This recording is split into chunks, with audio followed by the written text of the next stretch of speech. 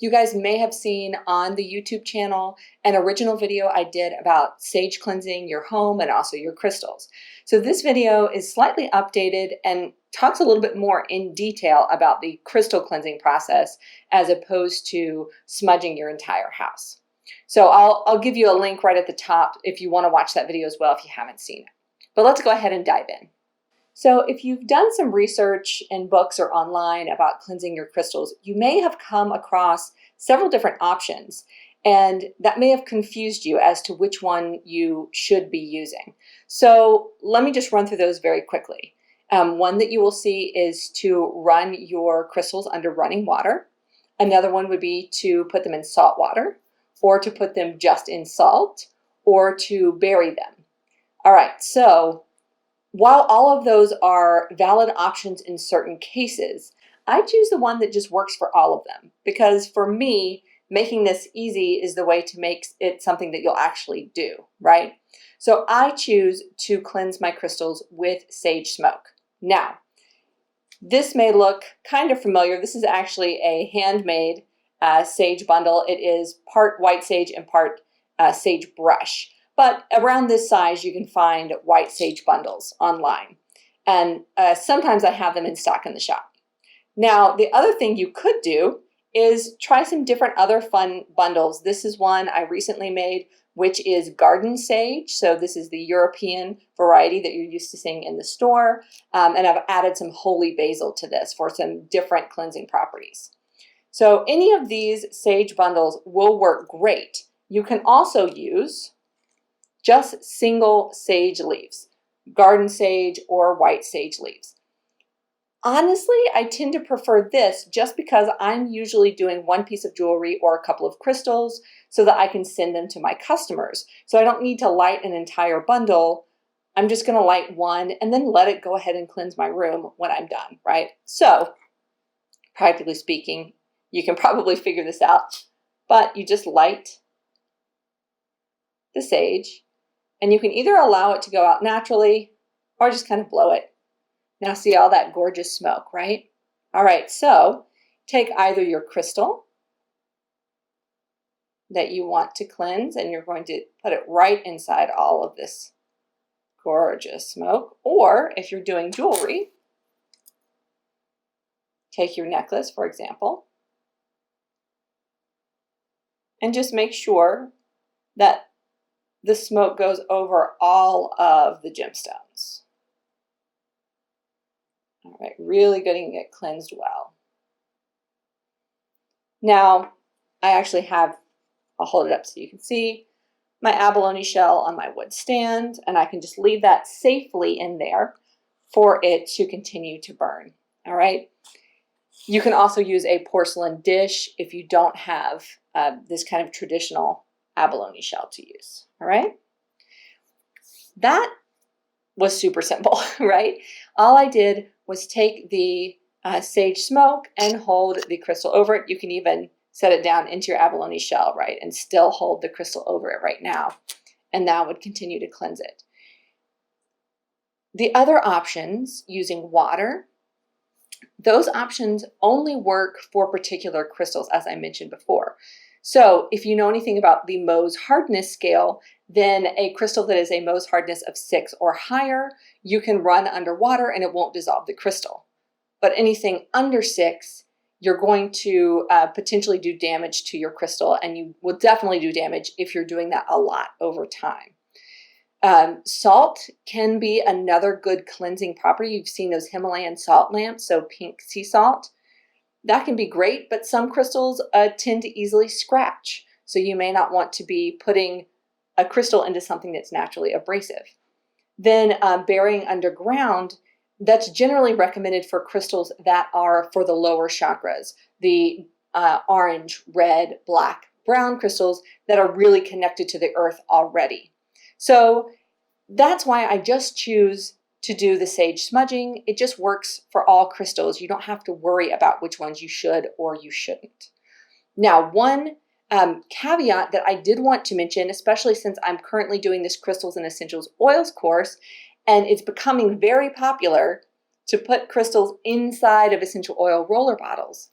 I wanted to make an addition for this video for you guys, if you're using a crystal and you're storing it inside of a roller bottle, now when this is done and you want to add more essential oil, more carrier oil, well, your crystals still have the residue of the oil on them. If it was just essential oil in this bottle, I wouldn't be too concerned about that because essential oils can last literally thousands of years. They find them in Egyptian tombs and they're still perfectly fine. But carrier oils go bad pretty darn quickly. So even within a matter of a month for some of them, if you're not storing them in the fridge. So you want to, if you've used a carrier oil at all, cleanse the crystal so that then you can put everything fresh back in here before you do another roller bottle. So you're going to want to take off your cap, and you can purchase, if you don't already have one, there are little thingamajiggers, little things that will actually pop the cap off so that you don't dirty the cap or end up messing up your roller bottle. Once that's off, you can pour out the crystals. And now, if you have a safe crystal inside of your essential oil roller, if you need the safety video, I'll put that up here as well. If you have a crystal that is okay to be in here in the first place, which if you purchased it from me, then you know that it is because I only sell the safe ones, then you know that it's safe to put underwater. So you know that these crystals, to get the oil off, you can use water and the tiniest bit, just like a drop of an all-natural plant-based soap. So I use the Young Living Thieves dish soap. Just a drop, just to get that oil off, right? It helps break apart the oil, move it off of the crystal. Then you can rinse it in the water. Now it's clean. Then you just dry it off, all right? So at this point, once you've done that process to get the oil off, now we're back and it's the exact same thing as any other crystal. So with any of these crystals, you would take a soft cloth and you would just wipe off the crystal or the jewelry with a soft cloth. And the reason for that is because it also removes any of your fingerprints. So as you're handling it, right, even as you're cleansing it and you're handling it, you have oils on your hands, which can then be detrimental over time to the crystal, to the wire, to the copper, to the silver, whatever you have right on your jewelry. And so you just want to wipe it off with a cloth so that you are getting any of that oil residue off. Also, any dust, if it's been sitting around, you're just removing residue, right? Because crystals have vibrations, the vibrations are what leads to the crystal healing benefits. You want to be able to remove any residue, anything that is stopping that crystal from vibrating as loudly as possible, with as high an amplitude as possible. So imagine with me for a second that you have those like super old vintage speakers that have the cloth on the outside of them. All right. So those speakers go back and forth as the sound is coming out of the speaker system, those cloth coverings. But if they get dust all in them over time and the oil from the air, from your kitchen, from all that stuff, that's not going to vibrate as well, which is not going to send the sound out as well. So think of it in those same terms. Or if you want to use a visible light wave analogy, a window that has a dirty glass pane does not allow as much light through as a window with a clean pane, right? So we are cleaning off the crystal so that it can have as high an amplitude as possible. I think that's important to understand because people start to get confused about the cleansing properties, and people will say, well, you don't need to cleanse crystals because their vibration is so stable. Yes, that is the power of crystals. The fact that their molecular structure is so strong that the vibration lasts and lasts and lasts and lasts the same without any entropy, without any loss of energy. All right, so great. Your crystal is maintaining that vibration over time.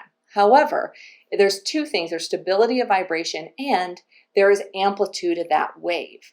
So even if a crystal is able to maintain a vibration and it's really difficult for your physical emotions to affect the crystal, for your physical energy, your emotional energy to affect the energy of the crystal, it's not very easy. It is possible. That I talk about in my course for sure. But even though it's pretty stable, anything that is keeping that vibration from being as loud as possible, from being as high an amplitude as possible, is changing how it's affecting you. So you want to go ahead and just take good care of them.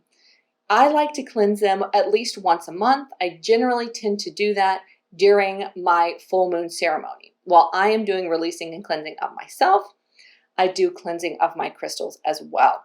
So one last thing that I want to note is as you're cleansing your crystals, you can cleanse them several at a time by just lighting your sage and then just individually holding them over or holding several at a time, or even laying them on a grid with slits in it.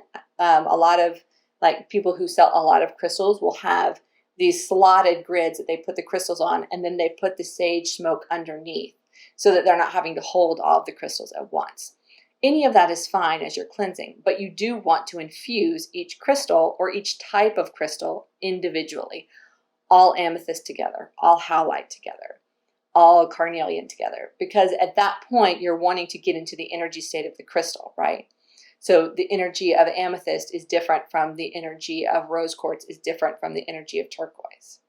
So I hope that that has helped. Please leave any questions or comments that you have below so that I can answer those either here in the comments or in a blog. I love it when you guys inspire me to answer a question more fully or to answer a different question that I hadn't even thought of that you asked. So thank you guys so much. I love you very much, and I'll see you next time.